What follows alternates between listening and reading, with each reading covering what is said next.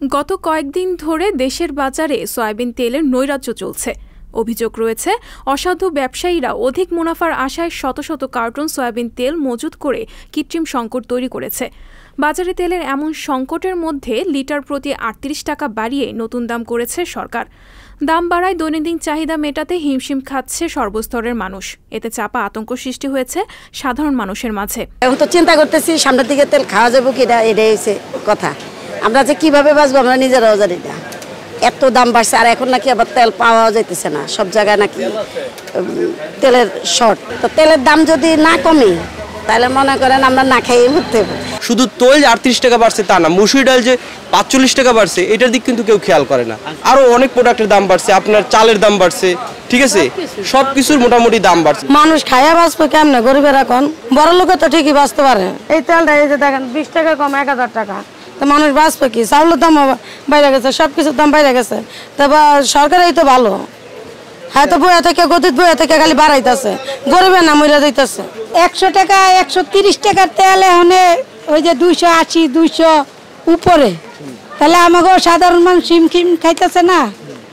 তাহলে সরকার যদি কমায় তাহলে আমরা সাধারণ মানুষ খাইয়া বাঁচতে পারবো। ঈদের আগে পরে বেশ কয়েকদিন খুচরা বাজার থেকে শুরু করে পাইকারি বাজার কোথাও মিলছে না তেল নামক সোনার হরিণ। দাম নির্ধারণের পর হঠাৎ করে গতকাল থেকে বাজারে আসতে শুরু করেছে সয়াবিন তেল, যা বিক্রি হচ্ছে ১ লিটার বোতলজাত সয়াবিন তেল ১৯৮ টাকা, আর ৫ লিটার বিক্রি হচ্ছে ৯৮৫ টাকা দরে। দাম পড়ার পরে কাস্টমার তো অবশ্যই নার্ভাস, কারণ একটা কাস্টমার যদি আপনি রিসেন্টলি ১ মাসে যদি ৭৫০ টাকা তেল যদি ১০০০ টাকা কিনতে হয় তাহলে অবশ্যই মানুষ তো একটু হিমশিম খায়।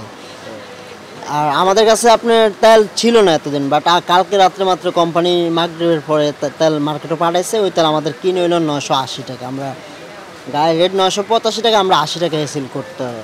গত কয়েকদিন তো তেল ছিলই না বাজারে, ওই জায়গায় তেল পাওয়া মানে কাস্টমার অনেক কিছু মনে করে, অনেক খুশির একটা বিষয় মনে করে। তখন দামটার দিকে খেয়াল, দাম কত এটা তাকায় না, যে পাইছি মনে অন্য কোথাও নাই, এলাকায় নেই, পাড়া মহল্লায় কোথাও তেল নাই, শুধু বাজারে তেল আছে, পাইছি, এটা অনেক কিছু মনে করে নিয়ে চলে যায়। ১ কেজি তেল ১৯৮ টাকা নির্ধারণ করে দিছে, ১৯৬ টাকা কিনতে হয়, ২ টাকা বেশি, ২ টাকা প্রফিট।